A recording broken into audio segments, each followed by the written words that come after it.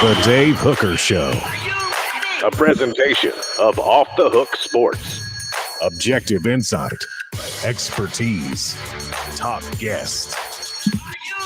Available on YouTube, Apple, Spotify, and the Off the Hook Sports app. Download now for free.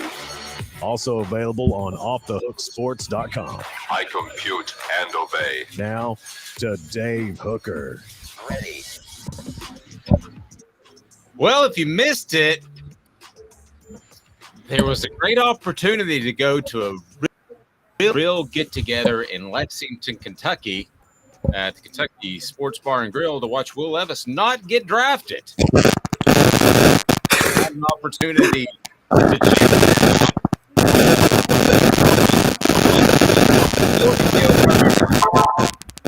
Pretty good. How you doing? Okay, better than Will Levis. Let's get into that, and we've got a lot to get to. It's a Football Friday with Fred. Fred White will join us. That's always awesome as we look forward to that. And also, we'll take a look at Tennessee losing a transfer to Colorado. I told you Deion would come calling, and he has, and it's not the only school that he's going to poach. So Tennessee, in some sense, should feel privileged that they have a third-string defensive tackle that Colorado wants. So we're locked in. Loaded. Let's with Darnell Wright. I'm not going to pat myself on the back right now, Caleb, but I'm going to pat myself on the back right now. I told you, not you, but our listening audience in August that Darnell Wright was the best football player on that team. And I firmly believe that when it's all said and done, even if some balls continue to develop and our top 10 picks in the future, which I believe will happen, that at the end of the day, we'll look back at the 2022 team and we will say to ourselves that Darnell Wright was one of the best players on that team. I believe that firmly. Caleb, am I right or wrong? Absolutely. Totally agree with you. We saw it in real time. Anybody that was watching last year, and it's funny because offensive line is one of the hardest positions to really evaluate when you're watching a college football game in real time because you're always looking downfield. So you have to go back and watch the tape. But it was weird that Alabama game, Darnell Wright was standing out on his own, even though everybody was looking downfield watching Hendon Hooker throw to Jalen Hyatt. I remember watching that game. I'm sure you did too. And do you remember about like halfway through being like, I haven't heard Will Anderson's name yet. I don't know what's going on. And yeah.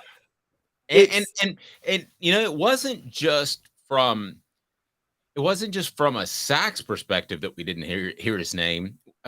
I thought that some of the assessment last night of Will Anderson was really poor in some of the broadcasts. I don't call out other media members, so I'm not going to do that, even if they're big national cats that deserve it. But I will tell you this. Will Anderson is great at tackles for a loss against the run. What makes him different from, let's say, Kimdiche, or we could go on, Von Miller, that name came up last night during the broadcast, is he is equally as good against the run as he is against the pass. He is a generational type of talent because he's going to be stout against the run, and he's going to get you about 10 or so sacks. Probably not 20 in a year, but he's going to get you about 10 or so sacks a year. So in that way, he's a generational type player, but not appreciated unless you're kind of a football aficionado. But Darnell Wright, man, against the run, against the pass, Caleb, it didn't matter. Absolutely manhandled him, and I think that helped Darnell Wright go number 10 last night in the draft. I think that game was as big as any single factor in Wright's evaluation. Oh, absolutely. Absolutely. That game was the game that stood out above every other game. Darnell Wright. It's funny. It's the game that made Jalen Hyatt a Biletnikoff Award winner. It's the game that made Darnell Wright a first-round draft pick. You're right. You had said it in August, and we had been talking all year about just how valuable Darnell Wright was on that right side of the line. And for anybody that questions that, look at Hooker's sack totals. 2 years ago, Hendon Hooker was one of the most sacked quarterbacks in college football when Darnell Wright was playing left tackle and Cade Mays was at right tackle. They moved Darnell Wright to right tackle, and they rotated at left tackle, and Hendon Hooker was so much more protected last year. Now, Dave, I don't know what you think. I don't know if some of that was Hendon Hooker just being much smarter in how he moved in the pocket. I'm sure that had a role to play in it, but I think the line was just better last year, even though Cade Mays wasn't there. And I think that had to do with Darnell Wright. That side of the line, no one was getting to Hooker on that side of the line at all. And I mean, you're right, we're talking generational talent. We have heard questions about his work ethic. I know you've brought that up in the past. There's been stories that he didn't really turn it on until his senior year when he knew he was about to get drafted. But Reggie White didn't turn it on until his senior year when he knew he was about to get drafted. Great comparison. Yeah, and he became a Hall of Famer. I mean, if you watch Reggie White as a junior as opposed to a senior, it's like a totally different player. So it leads us to today's tough question, and it has to do with Darnell Wright, who went number 10. First, before I get to that, what did you think of the fit, Caleb, just in general of where he went at number 10? I think he went to a team that's good for him and that they're going to be invested in him. I feel bad for him because I don't think Justin Fields is ever going to develop into a good quarterback. But I don't think the good thing for Darnell Wright is he's never going to be scapegoated for that. No one's ever going to scapegoat Darnell Wright for Justin Fields not developing. So if Chicago has to find a new quarterback in the future, Darnell Wright's still going to be fine. Yep, that's true. And he may one day sign a monster contract with another team. You know, he's on the 3-year clock, basically. You've got, or do you have 5 years? I'm trying to, do you have 3 or 5 years on your rookie contract? I thought it was 4 years and they can pick up the option in the 5th year. Right. So he just has to work hard to get paid through that. Justin Fields may be a distant memory in 2028, to be honest with you.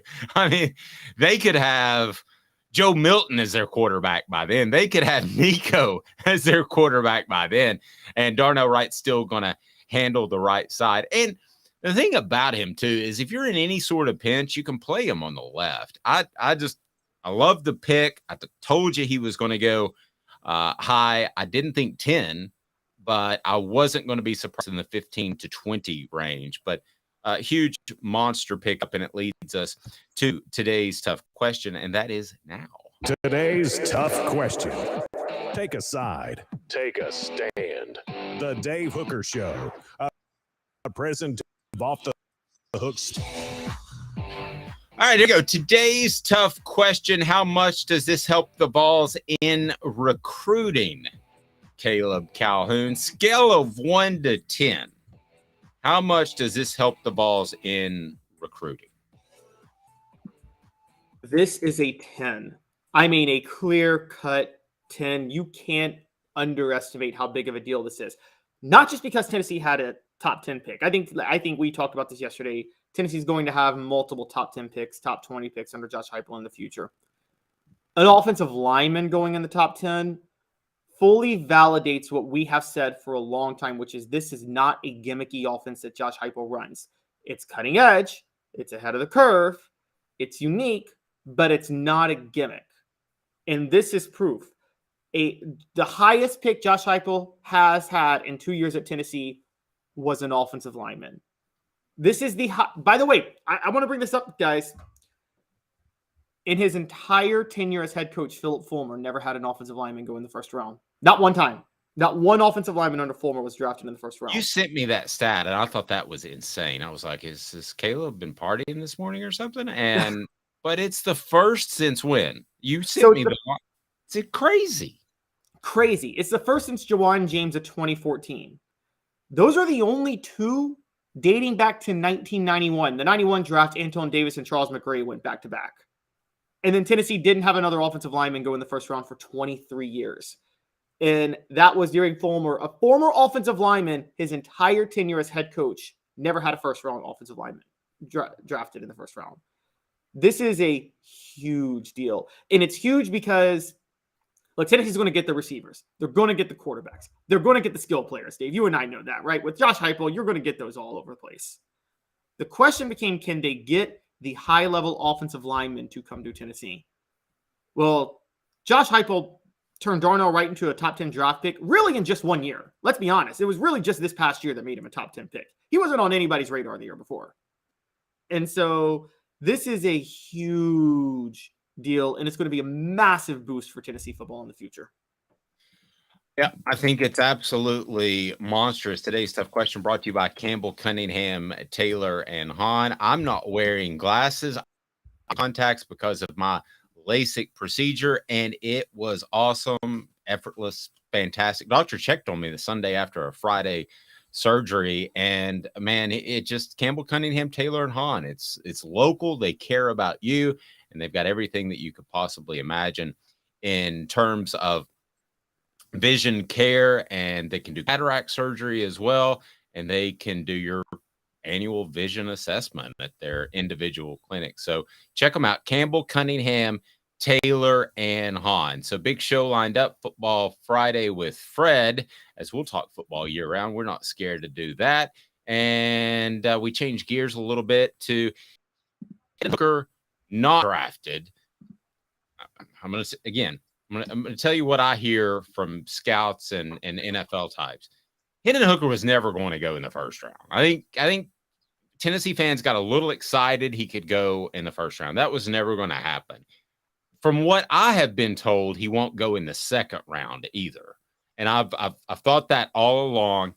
I hope for him that he would go higher, but that's fine. Again, Hendon Hooker, there is a lot of good and bad baggage. The bad baggage is coming off an ACL injury, the questions about an offense. You can look at Darnell Wright and say, this isn't a gimmick offense. He's handling Will Anderson. It's a little bit more difficult and a little bit more risky to take a gamble on a quarterback via Hendon Hooker in that position, because what if the offense is gimmicky? You and I don't think so, but he threw to a whole lot of guys that were bare, wide open. So I'm not surprised, and I don't think he should be down that he didn't go in the first round of the draft. I heard that yesterday, some chatter on Twitter. He might go in the first round. Bull. If you want to know the truth, we're here 10 a.m. Eastern, live each and every weekday. He might not go in the second, but that's okay.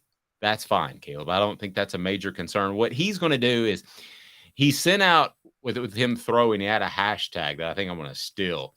And he's throwing dropbacks yesterday, and it was the hashtag stacking days. That's what he did at Tennessee.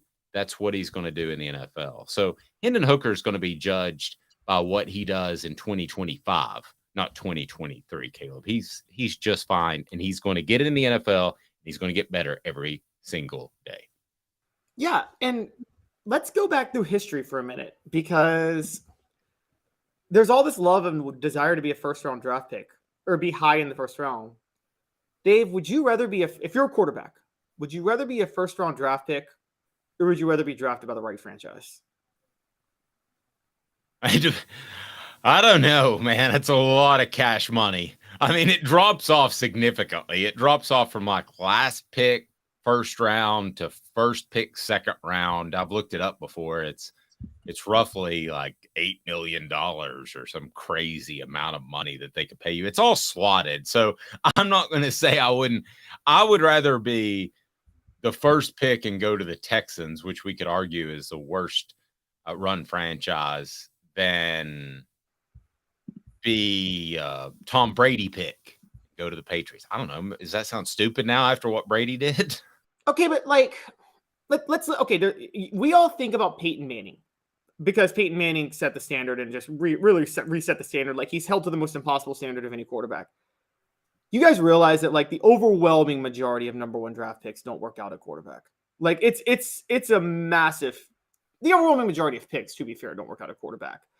But I would say that let's look at some recent great quarterbacks. Patrick Mahomes was drafted by a playoff team that traded up to get him. It was drafted by a playoff team. Yes, first rounder, but they traded up for him. They had already gone to the playoffs. Aaron Rodgers, drafted by a playoff team that already had a Hall of Fame quarterback. Let's think of some. Tom Brady fell to the 6th round. You're right. That's a good one. I mean, a lot of these great quarterbacks were drafted by teams that were good, solid franchises. The number one draft pick is usually a franchise that's desperate to they're just throwing everything they got at a quarterback, and they have the number one draft pick because they're a poorly run franchise. I think that's probably the only thing that the only explanation you can come up with. And so I think that it's better. What if Russell Wilson fell to the 3rd round, didn't he? Was he a 3rd round draft pick, I think? And then he won the Super Bowl. RG3 and Andrew Luck, the top 2 picks from that draft, they're both out of the league now. And I'm telling you this right now, Andrew Luck was a better quarterback than Russell Wilson. No, I agree. Andrew Luck hung it up because he got beat all to heck. All right, so did you enjoy the Will Levis dropping? I thought it was pretty comical. I thought it was hilarious. This dude created a fake Reddit post to set himself up to go number 1, and he fell out of the 1st round. Dave, I got a question. You covered the NFL draft. You covered this stuff more than I have. Those 2 things have to be connected, right? Yeah, I think here's what I think happened. I think that he felt desperation that he was slipping, and he threw that out there, that Reddit post, and that actually hurt him even more. So as far as somebody trading up to get him, I think it reeked of desperation. I think when you come from Kentucky, you need to be Tim Couch, who went number 1. Tim Couch was humble, came in, and you've got Will Levis, who's the exact opposite. Will Levis says, I'm going to show off my cannon of an arm, and he tries to manipulate the media via the Reddit post. That's just not the way to handle things if you're coming from Kentucky and you're a quarterback that came off a bad season, be it because of injuries or not. I also found the whole green room thing very interesting in that Will Levis, you're looking at him and he's smiling and laughing and he's with his family because he knows that he doesn't want to have that Brady Quinn look of what the H is going on. I'm dropping like a rock. And it just seemed very coached, orchestrated, the whole thing. The exact opposite of what Hendon Hooker is, which is truly genuine. I believe based off body language, and I thought this beforehand, that Will Levis would be a bust. And now I don't know if you call him a bust because he's going to go in the 2nd round or beyond. But, man, I don't want that to be the quarterback of my NFL team. No, me neither. And should we go? I don't know if you were going to ask this. Should we go here between who's going to get drafted first, Hendon Hooker or Will Levis? Is that a fair question now? I think it's still fair. Yes, I think it's still Levis. I think it's still Levis. If I'm a team that I'm trying to think of a team that would be maybe a good fit that already had a good quarterback situation, and you can take him in the 2nd round.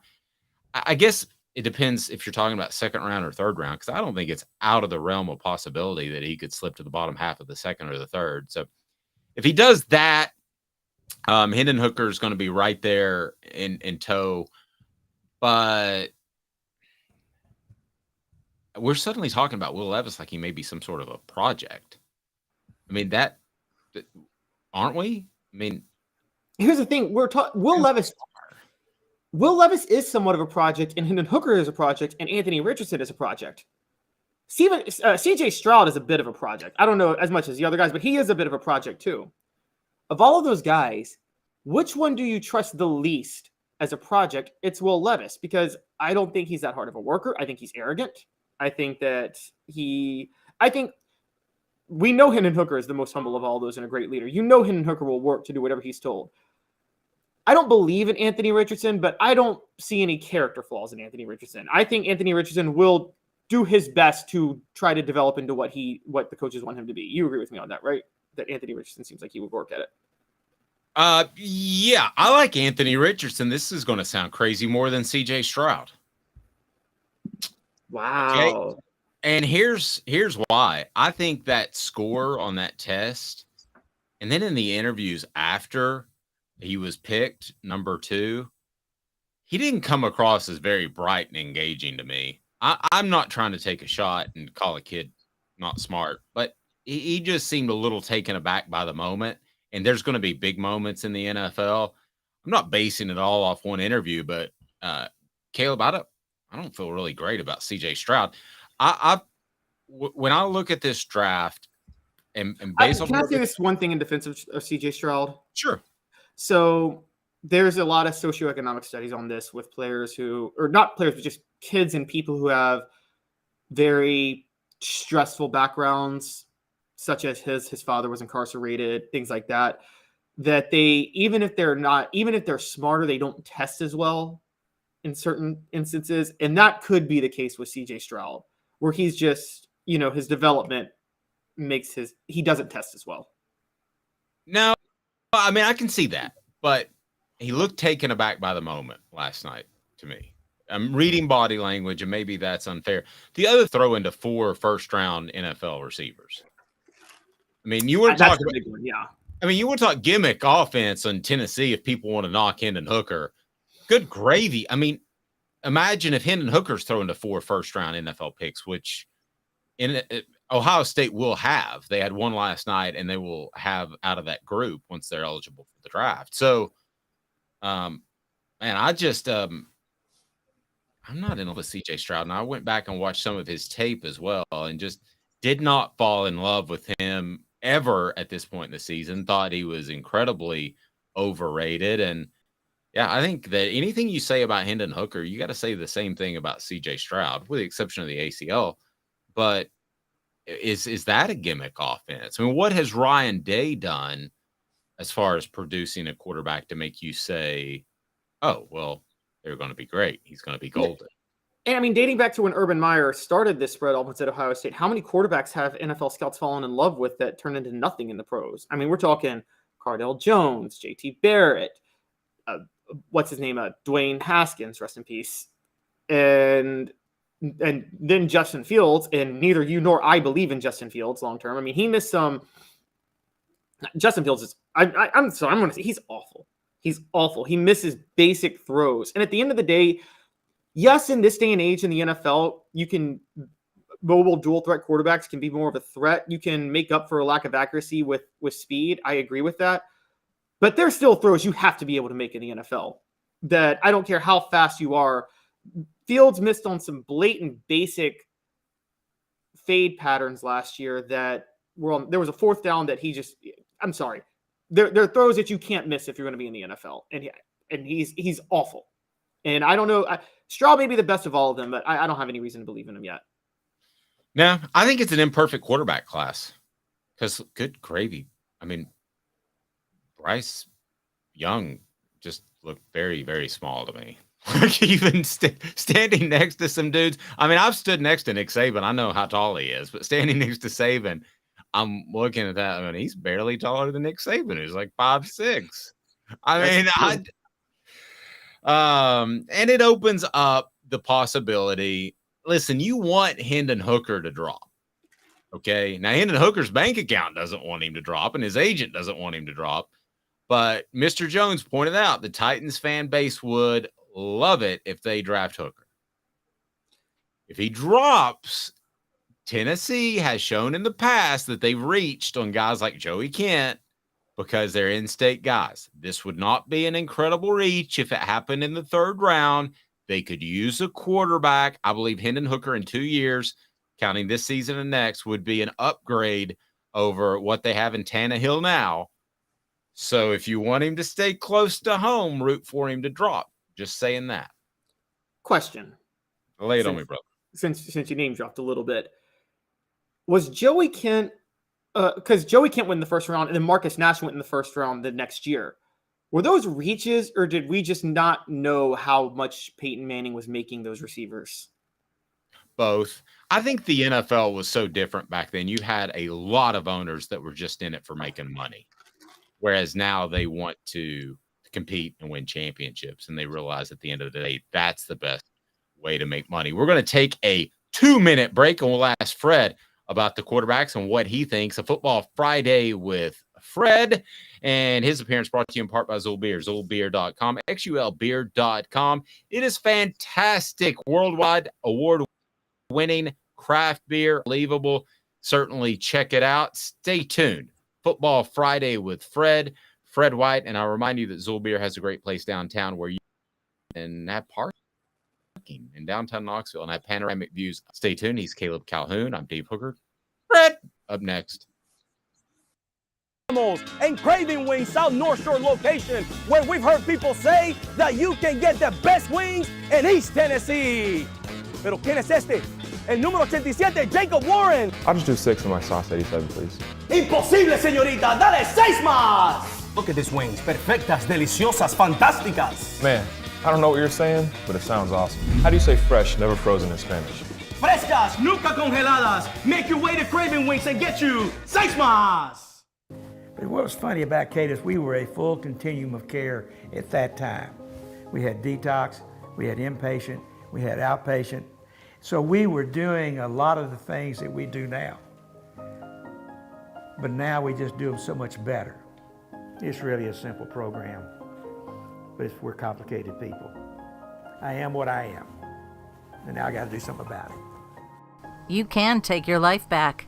Call Cadis today. Got cataracts? We can fix that. Never miss another moment. With a little help from Doctors Campbell, Cunningham, Taylor, and Hahn at cctis.com. Do you want to own the more that owns every job? Then get to Vassey Lawn and Garden in Cleveland and get you a Toro. I'm David Vassey, here to talk to you about Toro. With a Toro Zero Turn, you'll get more out of every minute and you'll reach the finish line faster. At Vassey's, we like to say, no matter if you're mowing 3 acres a week or 11 lawns a day, homeowners and business owners alike find confidence in equipment they can trust from top to bottom. Vassey Lawn and Garden, Highway 60 North in Cleveland. Man alive, it's worth the drive. Our family has been creating jewelry since 1986, each piece unique with a story all its own. I'm Rick Terry with Rick Terry Jewelry Designs. I'm a jeweler, and I want to be your jeweler. We're grateful that you chose us to be Knoxville's best jeweler. My family and staff look forward to serving you. So please come see us. Kingston Pike and Campbell Station Road in the heart of Farragut and downtown on Gay Street, right next to the Tennessee Theater. Who's this guy? Hello, Wizard. The Dave Hooker Show. Who? A presentation of Off the Hook Sports. What? YouTube, Apple, Spotify, and the free Off the Hook Sports app. Back to Dave Hooker.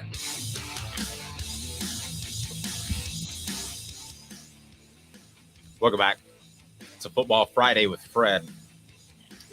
Fred White joins us now. Look at that guy. Still can play today. 2 plays. One in the first half and one in the second. I'm gonna need that much time to recover. In all seriousness, could you? I've heard people say that they can play one game, but it would be the after effect that would prevent them from playing 16, 17 games, or even in college 12. You think you could play if I gave you 6 months? How many plays you think you could run out there for? Probably 4. Why do you settle? I love Fred because he's so definitive. It's not maybe 5. It's not maybe 3. It's 4. Why 4? I can play one play per quarter, and I need to be like on a field goal or field goal block. That's about it. I don't need to be running too far. I'm not trying to pop a hammy. I'm not trying to get... Fred, could you get up and block the field goal? Huh? Could you get up and block the field goal? Oh, no. I'm just going to push somebody. That's all. Well, and you don't want to be like Robert Peace in the VFL spring game that you put together, and he popped his Achilles during the flag game. That was – you notice I didn't play the next year, did you? The very next season, I did not play. Nope, I'm not playing. I'm good. Yeah. Okay, so quick story, as I've told before, but it's pertinent now. My dog, for some reason, tried to attack Fred White one time. Well, what my dog needed was craft treats. He needed the chill pills. Pills have the CBD in them where they will help with your dog's anxiety, like new visitors that they don't know, like Fred, so that your German Shepherd doesn't attack Fred. And that's what they needed is the chill pill. So go to crafttreats.com, use the promo code off the hook, crafttreats.com, promo code off the hook, and you get 20% off for those chill pills, anxiety, digestive issues, arthritis. They'll help with all those. You have a dog, you need to make sure you go get some of that, especially before I come to your house, please. Fred's coming over. He needs to know that chill pills are there. Use the promo code Off the Hook for 20% off. Hey, Caleb, do me a favor. Throw some of those stats about Tennessee and offensive linemen that are drafted in the first round or not to Fred. And these are unbelievable, Fred. And the amount of time that Tennessee's had since an offensive lineman went as high as Darnell Wright went 10, and then offensive lineman under Philip Fulmer. Caleb, throw those at me because you blew me away this morning. So, Fred, this shocked me because I found this out last night when Darnell Wright went 10th, which is he's the first rounder taken in the NFL draft at offensive line from Tennessee since Jawan James of 2014. Those are the only two since 1991 when Antoine Davis and Charles McRae went 7 and 8. It shocked me that during your era, during the Philip Fulmer era, the era of like offensive line you at Tennessee, not one lineman went in the first round of the NFL draft. Now, y'all had some great linemen in the NFL during that time. Don't get me wrong. But does that stat shock even you? It does, because people like Cozy Coleman, Chad Clifton, Trey Teague, I think they could have had opportunities to be first-round draft picks. You look at Trey Smith, who dropped in the draft because of the situation with his health. He was a first-round draft pick, and he was the best lineman in the draft, if you ask me. But he didn't go first round. I think the first-round thing is overhyped. You go back and you look at all the first-round picks and see how many of them last longer than 4 or 5 years. Then you go back and you look at guys who got drafted in 3rd, 4th, and 5th round and see how many of those guys lasted forever. It's just Tom Brady just retired. That's when he got drafted. It wasn't in the first round. So I look at those things and I say that first-round draft pick thing, yeah, you get the money initially up front, but everybody's playing for the second contract in the first place. I hate that we haven't had any, but we've had a lot of productive guys get drafted and play a long time in the offensive line.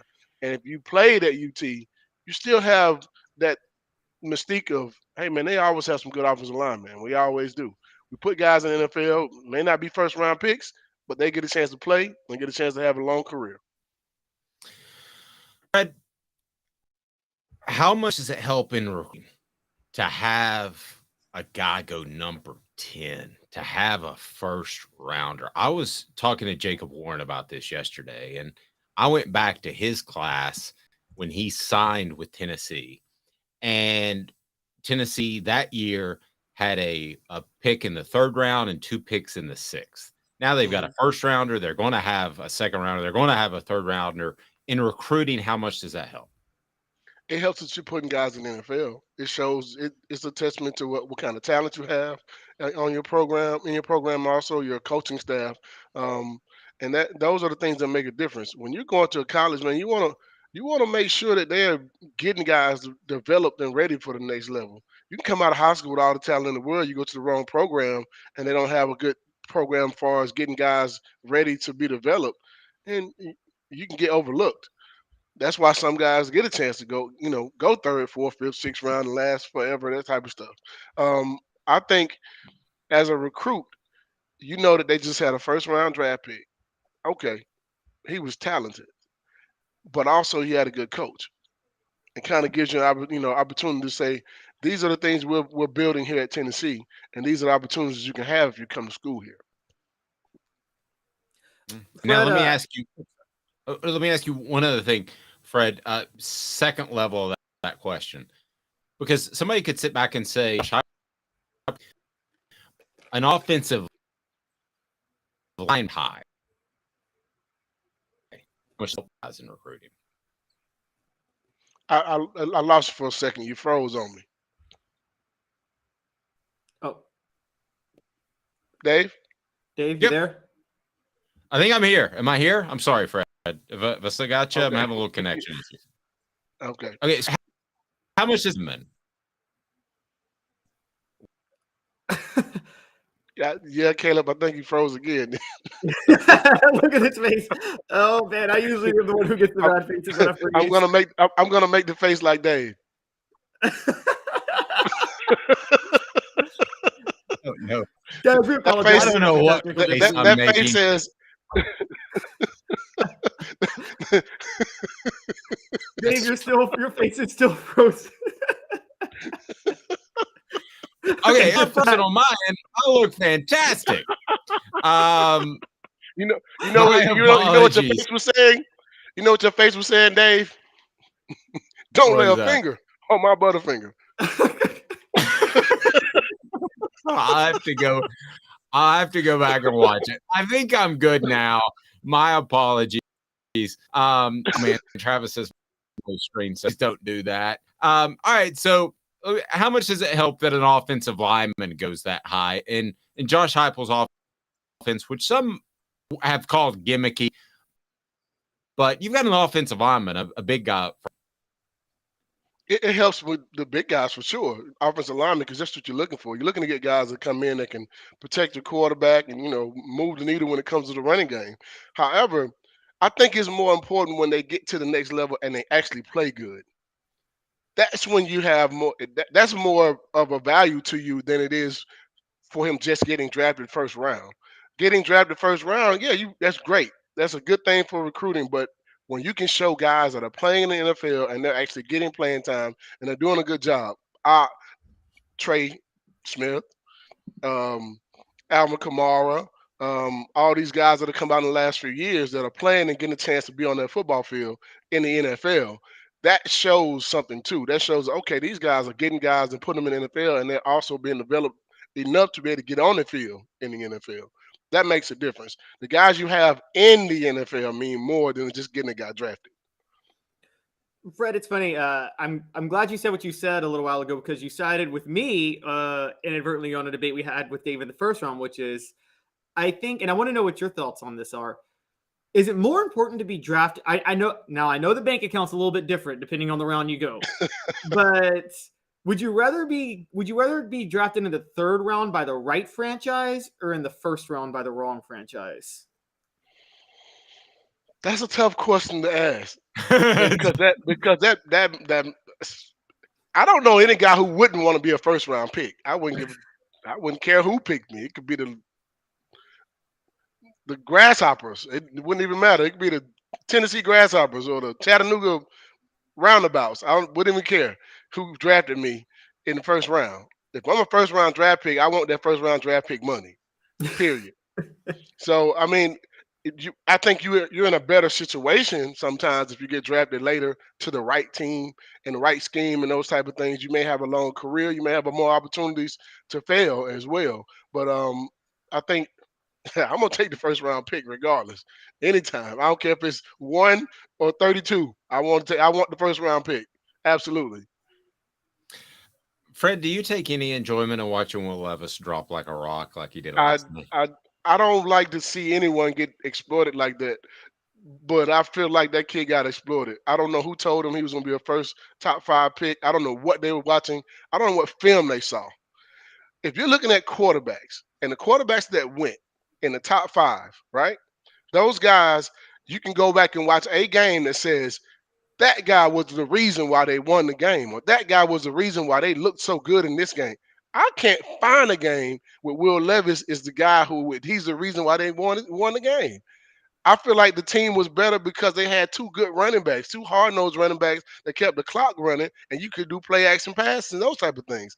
I've never seen Will Levis go out and win a game by himself, or I've never seen him have the things that Hendon Hooker has done. And if you're going to draft between those 2, I'm taking Hendon Hooker 10 times out of 10 over Will Levis. So I'm trying to figure out why is he such the guy that everybody's looking like, oh, well, he dropped. I thought it was a 3rd or 4th round draft pick in the first place, not a first rounder. I agree. Caleb, do me a favor because I'm afraid to Google anything on my end. Who is Will Levis's agent? Because, Fred, I want to ask you this. I wonder if an agent can manipulate some of these things by selling him, say, I'll make you a first rounder, and then the Reddit post where supposedly he was going to be the number 1 pick. Can agents get involved and mess up guys on draft night? I don't know, possibly, but if a person like Mel Kiper Jr., I'm having to say, hey man, he been wrong so much, it's ridiculous.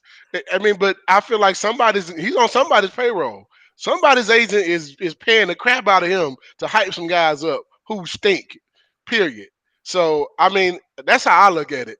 If you're asking me if I'm that analyst, I'm telling y'all, if you draft this kid, if you expect him to be the day one starter or starter in his first 2 years, you won't have a good team.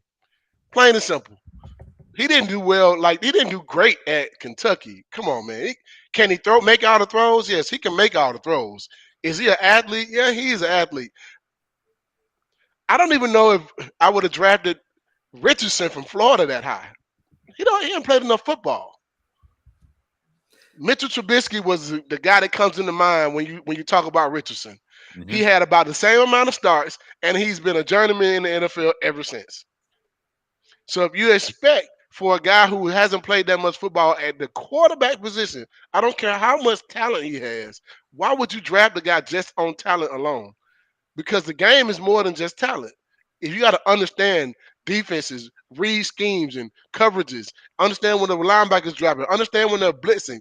He don't understand any of that stuff. Most of those plays he made was because of his athletic ability. I'll give him that. I'll give him that every day, all day. But he wasn't a Lamar Jackson. Lamar Jackson started for more than one season. He also had an offensive coordinator, offensive coach who understood the game in different ways.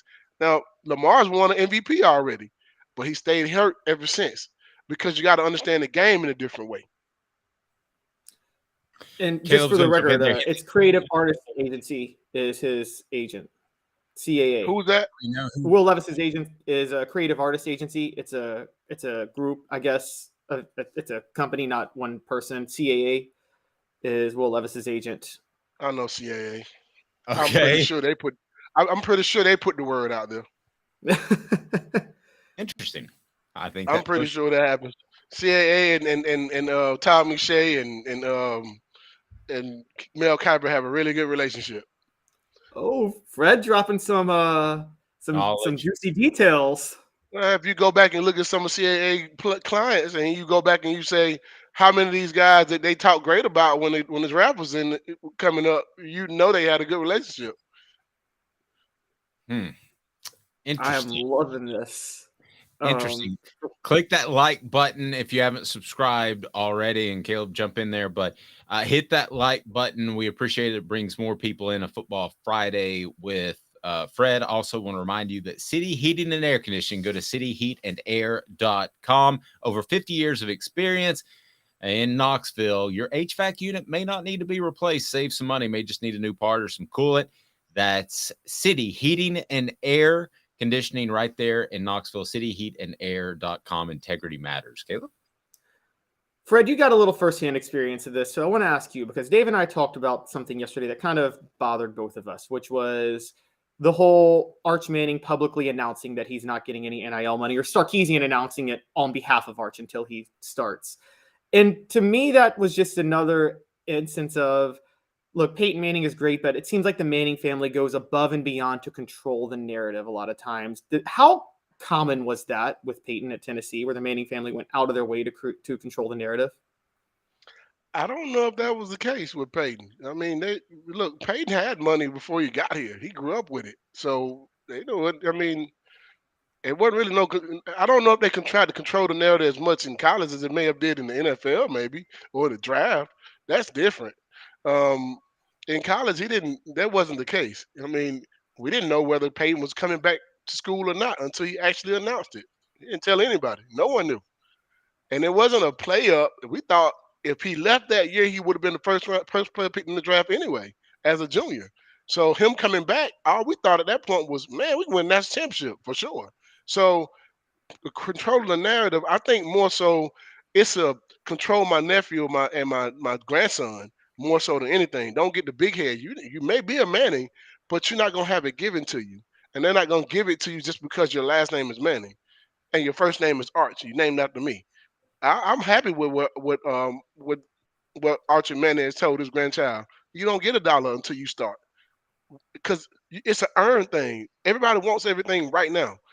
For instance, we have a quarterback. I'm happy that we have a quarterback, but he may not start. Is it feasible to continue to pay that for a player if they're not starting? I understand we got to pay these guys when they're coming straight out of high school now. Some kids are getting paid while they're in high school from NIL deals. What does that do to the game? What does that do to the player? as well. At 18 years old, you couldn't give me $1 million. Really? I'm sorry. You couldn't. I'm glad I didn't get $1 million at 18 years old. I'm very happy about that. I might not be alive right now. Seriously. Yeah, I was wild as a buck till I was like 22. So I don't know that I could take in $1 million at 22. Right? Yeah. But for the Arch Manning situation, you got a starting quarterback on that team already. Beat him out. Then you get all the money you deserve. Until then, wait your turn. Okay, but let me ask you this. I'm going to play devil's advocate a little bit, Fred. What about the young man who may not have as good of a background financially as the Mannings do? Mm-hmm. I mean, what about that kid? He's worked himself into a 5-star prospect. Everybody's situation is different. Okay. In this situation, it's the right situation to put him in. Why does he need the money? What about? I don't mind him not taking the money, but I guess my issue was Steve Sarkisian publicizing it. I mean, do you think maybe that could have just stayed quiet, or do you think this is a good example to set? I think it's a good example to show the character of his player and his family, saying that, you know what, he's not going to get this money until, because if you're paying him that money and he's not on the football field, that's money you could be giving to guys who are actually playing. It's a fair point. Fair point. I love Fred because he always brings a different perspective and a player's perspective. That's why we love visiting with Fred. The other part of that is they're going to respect him more too. When he becomes a starter, because he didn't take that money right away, because he didn't necessarily need it, all those guys are going to be able to have opportunity to get some of that money that he was earmarked for. So when he becomes a guy, they already know what type of guy he is, what type of character he is. They already know, hey, look, this guy could have all of that. The cars that these guys are driving now, his family can buy it for him right now. He don't necessarily need it.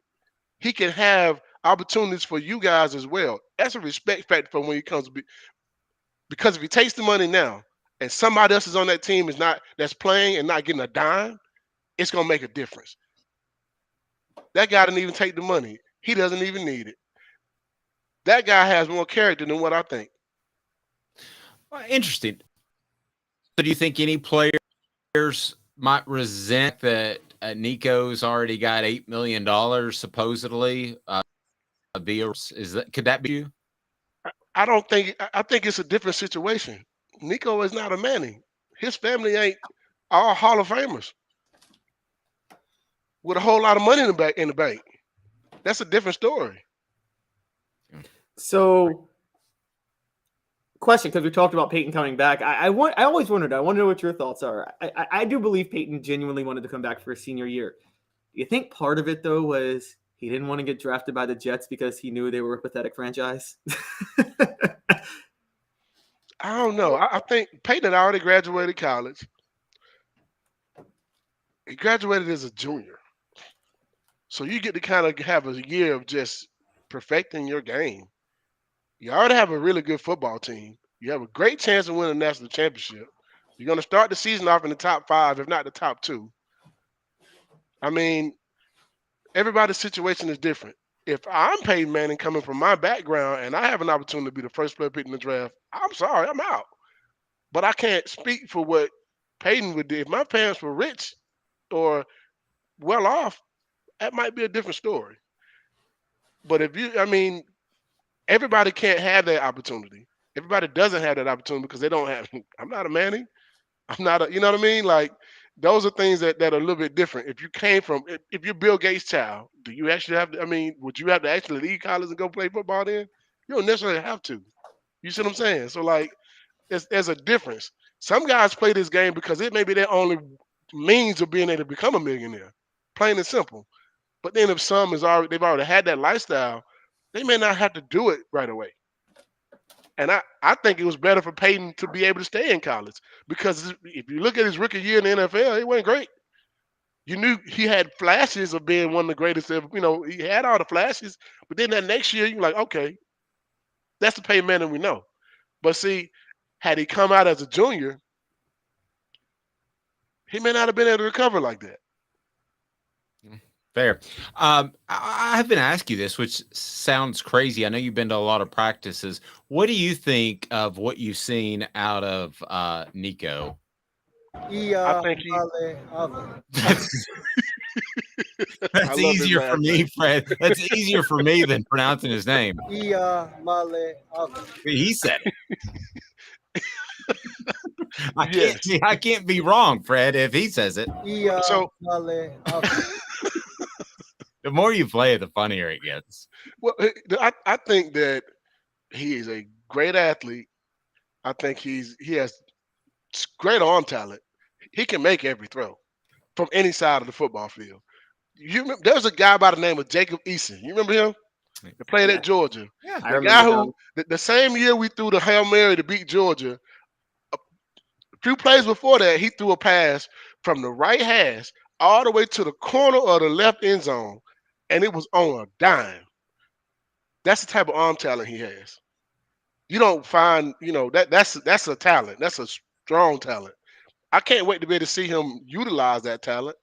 But I do also think he needs to get stronger. He's a freshman. Name a freshman quarterback you ever seen that just came out and lit it up. Outside of maybe Bryce Young or, Was Jameis a freshman in 2013? Was he? He was a redshirt freshman, I think. He was a redshirt freshman, not a true freshman. Right, not a true freshman. Johnny Manziel, but that's a whole different beast right there. That was a different type of football player. That's once in a generation type of player that he was. But I don't see many freshman quarterbacks coming in and just lighting it up their freshman year. I mean, I played with Peyton Manning, who didn't light it up his freshman year. No. And he's considered one of the top 5 quarterbacks of all time, if not top 3. So what are fair expectations of Nico? I just want to see him get better every year, plain and simple. I think with the coaching staff we have and the offense that we run, it fits his style of play and fits what he does best. I don't put a lot of stock in freshmen. I don't. I don't put a lot of stock in freshmen at all. I love for you to come out there and be able to contribute to the football team, but if I'm asking for that guy to lead my team, not right off. There's another quarterback. You look at the guys at Clemson. Trevor Lawrence. He didn't start right away. He did earn his position, and they were winning. They had a quarterback that had won and was still winning. They played against Georgia Tech, and that starting quarterback threw 4 interceptions in the first half.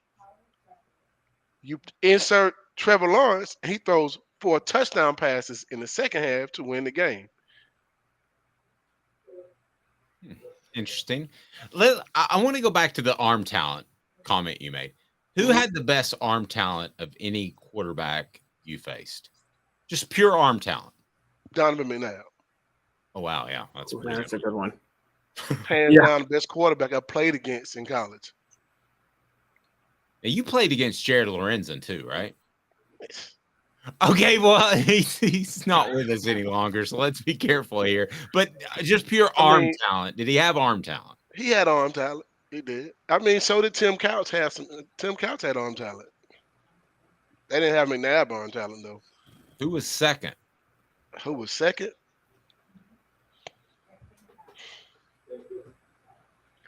Probably Cade McNown, maybe. Okay. Now, Cade McNown was pretty good. Just in terms of arm talent, who impressed you more? Peyton in practice, Donovan McNabb in Syracuse in 1998. Man, that's a tough question because I like to throw heat. Yeah, that's a heat question right there for sure. I'm gonna go with arm talent. I'm gonna go with Donovan McNabb. He had a stronger arm. He had a bigger arm, meaning like he could launch that thing from anywhere. And he's doing all that while he's also jumping over a guy, sidestepping somebody, and then throwing it downfield like that. It was a different type of arm talent. To be able to do all those things and still be accurate with your passes shows your arm talent. Yeah. Fred, it's funny. I've always given you guys props. The biggest props I give your 98 team, the national title team, is you're breaking in a new quarterback, and your first 2 games are at Donovan McNabb and then at home against Florida. That's a lot to overcome to win a national title. And especially we did not respect Syracuse before we started that game. It's a Big East team, right? Man, they can't do that against us. After that first half, we were on the sideline sucking wind, and we're like, he's pretty good. Well, it's because the Carrier Dome, which is named after an HVAC company, didn't have AC. Of all the places in the world that don't have AC, you the Carrier Dome. You mean to tell me you don't put one AC unit in there? One. Just it could have been a window unit, anything. Dude, hey man, it was so doggone hot in there, it was ridiculous. And it was steamy. When I say humid as crap in a dome, I would have rather played in Knoxville in the middle of July on the top of a mountain when the sun is beaming down at 180 degrees. I'm sorry. But that was ridiculous. How do you not? You sure they didn't do that on purpose? They probably did. Like that time the Spurs, remember the Spurs turned out the AC in the finals? I don't remember a guy on the team that didn't get an IV. Like, I remember, you can go back and watch the game. I watched it with Terry Fair not too long ago. You can go back and watch that game, and I called a timeout. And Coach Chavis, I know he was pissed. I know he was mad. Coach Foreman was like, what are you doing? I looked down, and no disrespect to my teammates, but they were young at this time, and I knew I needed some dogs in there. I got Ed Butler, Ed Kendrick, at D tackle. And I'm thinking, oh no, but the running back will have a running start to get to me. There's not, I'm calling timeout now, immediately. I'm watching Billy Ratliff, Don Walker, and Sean Ellis on the side. I'm looking at them on the sideline. I called a timeout. I was like, hey man, coach, we're not doing this. No, sir. If y'all, hey man, I look at them boys. If y'all don't get y'all ass in this game, y'all lost it. Y'all better get y'all ass in this game. It's a 3rd and 7. Y'all better get y'all ass in this game. When did you call that timeout? At what point was it's probably 3rd quarter, maybe. I'm like, hey man, y'all not gonna leave me out here by myself. Just cause y'all dropping like flies don't mean y'all gonna leave me out here by myself. You better get that IV and get back on this damn field. Gold. Fred, we love it. Football Friday with Fred. How do people get fantastic insurance if they're in Georgia? You know what? They can give me a call at 770-381-0367, or you can actually look us up online. Just Google us. Google Fred White Allstate. You can actually start a quote right online. You don't even have to talk to me if you don't want to. I think I'm a great guy to talk to, but even if you don't want to talk to me, you can start your quote online by yourself, and we can also have someone else in our office give you a call and kind of help you through the process. Our team is ready and happy to help anyone. You're in good hands. Just give us a try. Love it. Fred White, have a blessed weekend. We will talk to you soon. Football Friday with Fred is my favorite part of the week. Thanks, man. Thank you, guys. Go Vols. There we go. How strong was that? Fred White. They needed city heating and air conditioning is what they needed, but that's an American standard, so they'd have to drop Carrier. I wonder.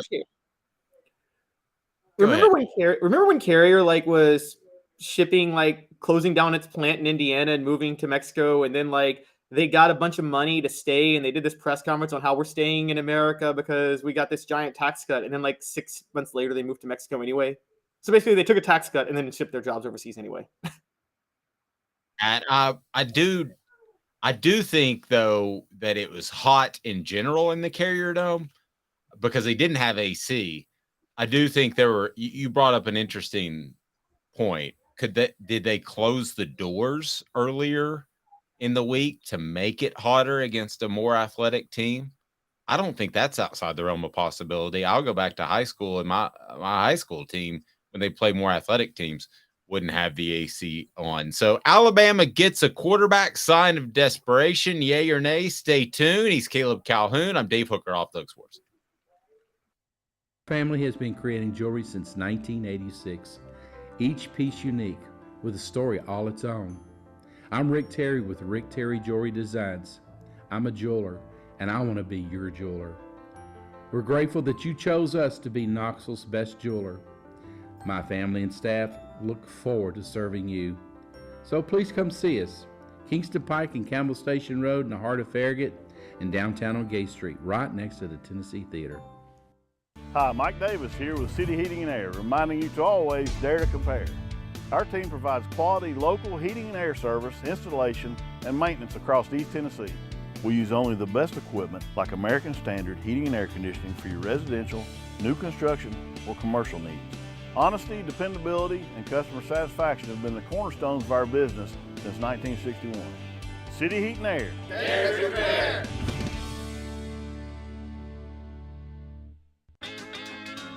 Craven Wings has the cleanest, healthiest wings in town. We pride ourselves on our slogan, always fresh, never frozen. Come try us and discover the difference yourself. New location now open at the Markets at Choto. With all that sun, sand, and salt water, the beach is a very relaxing place. Unless you wear contacts. Ow! Open your eyes to the best the beach has to offer with LASIK vision correction from Campbell Cunningham Laser Center. Ah. Do you want to own the more that owns every job? Then get to Vassey Lawn and Garden in Cleveland and get you a Toro. I'm David Vassey, here to talk to you about Toro. With a Toro Zero Turn, you'll get more out of every minute and you'll reach the finish line faster. At Vassey's, we like to say, no matter if you're mowing 3 acres a week or 11 lawns a day, homeowners and business owners alike find confidence in equipment they can trust from top to bottom. Vassey Lawn and Garden, Highway 60 North in Cleveland. Man alive, it's worth the drive.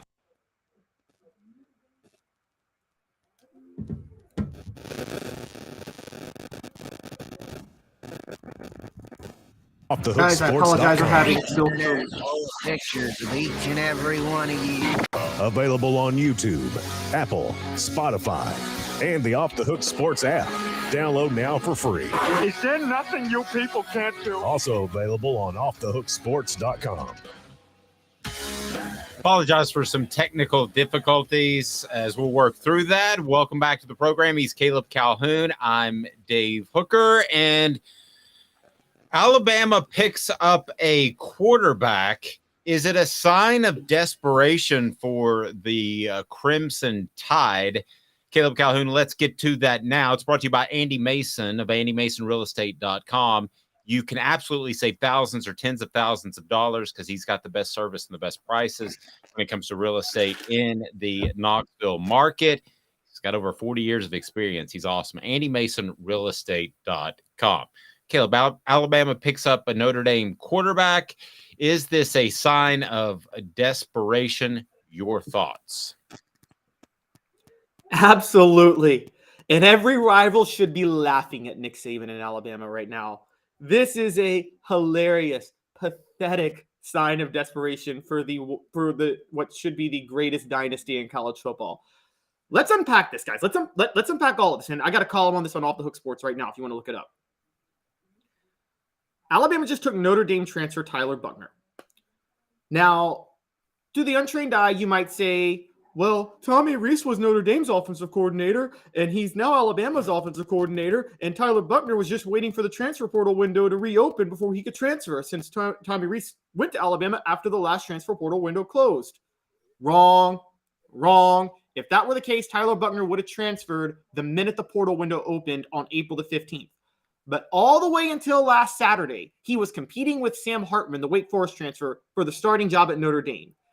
He lost the starting job to Drew Pine when Tommy Rees was there. Drew Pine transfers, and now he can't beat out Sam Hartman for the job. Then he transfers to Alabama to go play for Tommy Rees. He's lost the starting job twice at Notre Dame. Now he's going to Alabama. This is hilarious because this is all due to the fact that one, Jalen Milroe was awful. We saw that last year.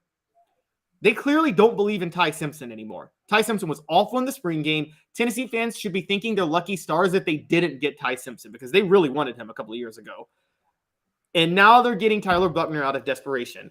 This is nothing but a desperate move for a desperate program. I've been saying it for a while that this will be Alabama's worst team since 2010. I'm revising that. It's going to be Alabama's worst team since Nick Saban's first year at Alabama.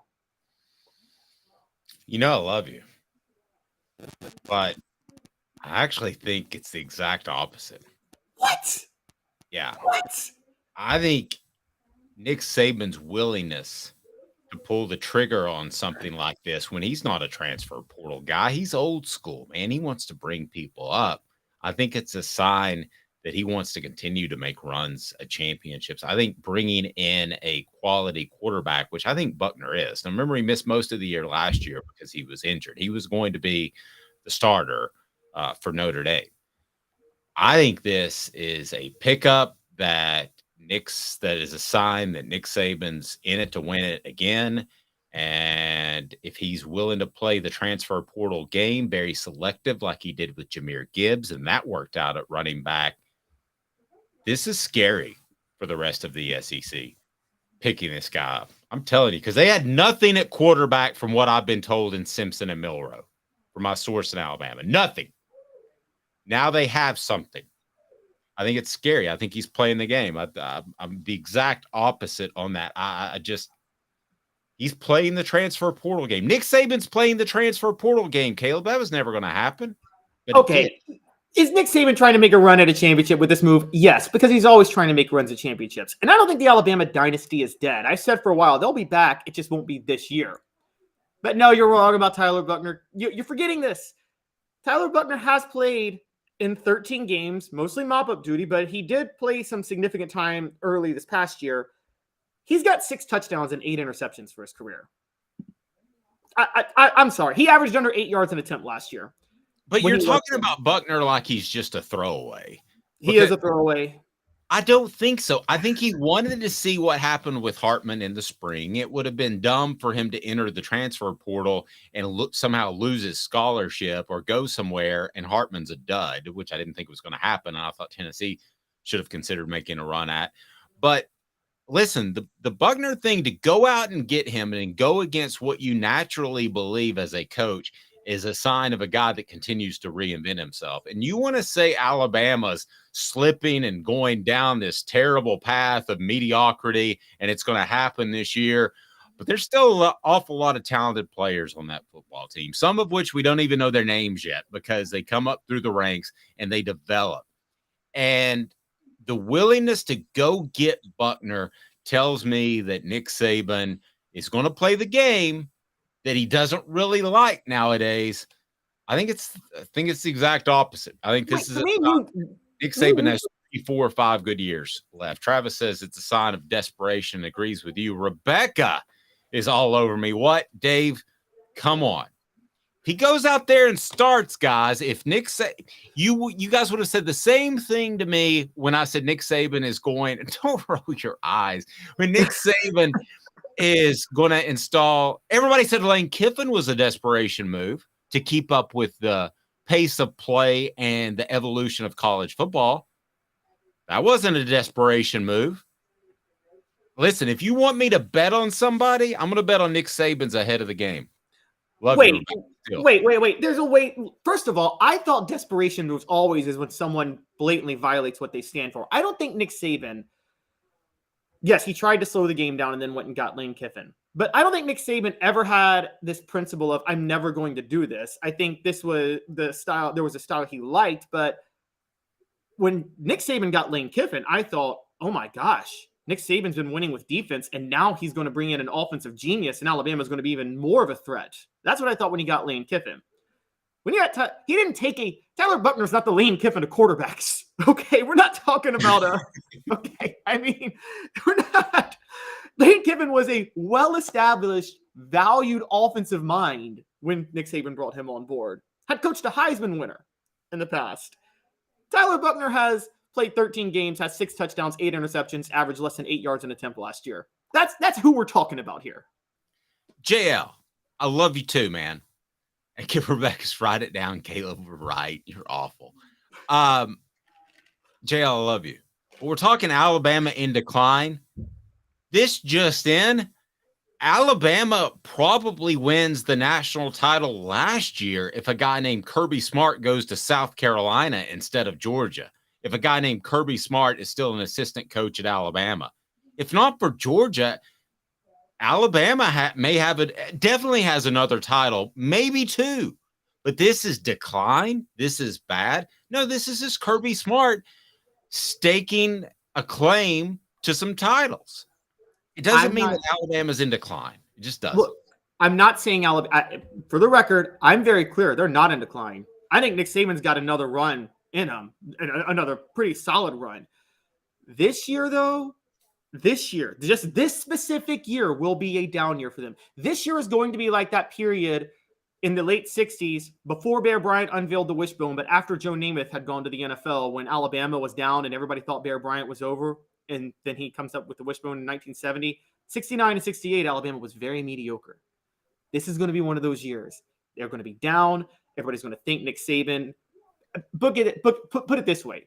How long is this run you're talking about? He's older than Methuselah, Caleb. I think Nick Saban has another 10 years. I think he can coach until he's No. I think he can coach into his 80s. Look, first of all, Bobby Bowden coached into his 80s. Joe Paterno coached into his 80s. Joe Paterno obviously was not really coaching in the end. Joe Paterno proved that you can sit in the press box with your foot up and get credit for a win and not even call anything. Literally. Yes. I mean, the most. Sorry, I had no respect for him when he coached, and then I was right, and I'm still not going to have respect for him 12 years later. But anyways, Nick Saban's not Joe Paterno. Nick Saban is very involved with the program. I see a lot. I see Coach K and Nick Saban in the sense of Coach K could have coached 10 more years if he wanted to. He chose to retire. I don't think Nick Saban is really – I don't think he has any desire to retire. I don't know what he would do if he wasn't coaching. I don't think anything else makes him happy but coaching. So there's another run. This 1 year, though, is a down year. Book it. At the end of this year, you will see a groundswell of conversations that Alabama and Nick Saban is in decline. He'll prove everybody wrong in 2 years. But after this year, people are going to question a lot about Alabama. Well, the one thing that strengthens your side of the argument is LSU, once again, somehow is a sleeping giant. It's like LSU goes from national championship team to sleeping giant over the past 40 years. That's basically what they do. They go from national champion to suddenly they can't win a game unless they get the right coach. They've got the right coach. Okay, so LSU could beat Alabama in the West 50-50. I mean, that they could split over the next 4 or 5 years. So I'll give you that.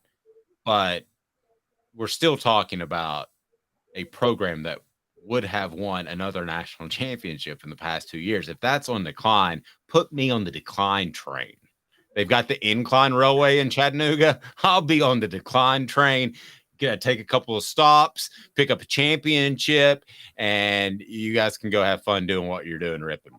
Don't count Nick Saban out. This is a smart move, Caleb. It's not desperate. It's desperation. I'm not counting Nick Saban out, but this is desperation. You know who Alabama is? They're Bill Gates. And this is what I mean by that. Bill Gates was the wealthiest man in America for a long time. But then Elon Musk came up. Then Jeff Bezos came up. Now Bill Gates is still uber wealthy. He ain't the wealthiest dude in America anymore. And I'm just saying Alabama is Bill Gates, which is that they have competition. You're right, LSU. Again, I've told you, Brian Kelly's the first smart coach they've had since Nick Saban himself. I think that they're the most poorly run program and all because it's just if LSU had any brain cells down there, they'd have 10 national championships the last 20 years. Travis says, much like a prominent political figure in America, Saban is 2 years away from being in a nursing home. Ouch. I think you're referring to one Joe Biden. So if I go up to Nick Saban at SEC Media Days and I say, hey, what do you think about the season this year? And he said, hey, man, come on. We're going to be good. Let me sniff your hair. And then we know that there may be issues there. That's my best Joe Biden impression. And I've been working on that, Caleb. Thoughts? That's not a good Joe Biden impression. Sorry. Sorry. Hey, come on, man. Come on, man. I mean, I go both sides. I mean, both front runners on both parties are super old. Like, shouldn't you be allowed to be older than 65 and run for president? And well, you can. Okay. Well, I don't know how old you can be. Travis said it's good. Yeah. Come on, man. Look at the hair on my arms. Joe Biden doesn't have a Southern accent. But I've got to come on, man. Come on, man. Folks. Oh, folks. Come on. Yeah, he said, all right. Not a joke. Yeah. I'll never know where I stand politically, but I do like to make fun of both sides. So I'll do that. All right. Have a fantastic day, everyone. Oh, Deion. Oh, I completely forgot about it, Caleb. My fault. Deion Sanders. is taking one from Tennessee's roster. Here's what I was told last night, and that was that Deion got a good player. And I think that with Amari McNeil, he was going to play this year. He was going to play a significant role. This was a surprise to Tennessee that he entered the transfer portal. But if you look at the other, and I wrote about this on offthehooksports.com, if you look at the other teams that Deion has gone after, it's been Alabama, Florida State, Kentucky. I think that it's almost complimentary that Colorado would come after one of Tennessee's players, and they're going to battle them on the recruiting trail. Deion Sanders is smart enough to know, Caleb, that the best football is played in the South. So he's going to continue to come after players in the South. The Deion Sanders thing is not going away. It might go away eventually if he can't coach, if his staff can't coach. But, that's going to be a thorn in Tennessee's side and Alabama's side and Kentucky's side and everybody's side, especially in the SEC, for quite some time. So I think to just dismiss it and say McNeil was a fourth-round defensive tackle is completely unfair, Caleb. I think he would have played. He would have been a factor. My source told me that they thought of it as a loss, and it was a surprise. I'm not going to ask you to reveal your source or anything like that, but are you sure your source, the coaches, whoever leaked it to that source, there wasn't some gamesmanship going on? Because I didn't see it with Amari McNeil.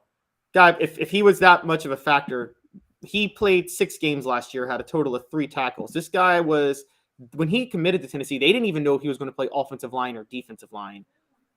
Are we sure that this wasn't a little bit of gamesmanship by Tennessee? Because I did not see where he was going to be in the rotation this year. Well, let me clearly state where I am on this. I think he was going to be in the rotation. Do I think he was going to be the 5th defensive tackle? Probably. The 4th defensive tackle with an injury? Maybe. As you rotate guys in. And that they were surprised by the move. I'm not telling you that they suddenly lost Joe Milton, okay? But I do think that at the end of the day, is it going to affect wins or losses this season? No. But was it a significant loss? Is he going to be a little thorn in your side, Deion Sanders? Yeah, with the transfer portal. That's my only stance. I'm not saying that he was the next John Henderson. Okay, where would we say Tennessee's interior defensive line unit ranks in the SEC right now? Like in terms of like where they stay. I mean, are they even in the top half? Yeah, I think they are. I'm actually really high from what I've been told, Tennessee's defensive tackles. Okay, so the reason I'm just Deion Sanders pushed out 40-something transfers, however many transfers to the portal, and he's like, we're bringing in these superstars, and there's no room for any of these guys, and just be prepared. The splash he makes is a guy who would be 5th in the defensive line rotation at another school. Yeah, but in the SEC, 5th something because you can have injuries. Anyway, on a scale of 1 to 10, it's a 4 loss. I think some people have it as a 1 loss. Travis said he might have had 20 snaps all season. Now he's saying 50. Sorry, corrected himself there. I think they gave him the advice to go. That's the one thing I want to address is, as a Tennessee fan, you should look at this. They did not give him the advice to go, from what I was told. They wanted him as depth. The point is that I'm trying to make, and maybe not doing a great job of it, Deion Sanders is going to rob teams of depth, and Tennessee is one of them. And this was a loss that, at the end of the day, if you ask Josh Heupel, would you rather have him or not, he would rather have him. Well, isn't that partially, like, we talk about this all the time, defensive line and offensive line, you're never going to push anybody out at those 3 positions because you want as much depth as possible no matter what. Like, just bodies matters, doesn't it? No, that's very true. Having a guy that's willing to do that is something. I tell you who's willing to help you out and save you a ton of money is Vassy Lawn and Garden. Man alive, it's worth the drive. Industrial, commercial mowers, residential, they've got it all. Go to Vassy.com to learn more. Vassy Lawn and Garden. Man alive, it's worth the drive. Have a fantastic weekend, everyone. Check us out. We'll have Jacob and Cooper up this weekend. We always love to bring you their interesting perspective as current players and some great stuff from Jacob as well. We'll visit with Cooper about Darnell Wright going number 10. Hit the like button, subscribe if you haven't to this point. We greatly appreciate it. He's Caleb Calhoun. I'm Dave Hooker. The app's there and all the good stuff. This has been a presentation of Off the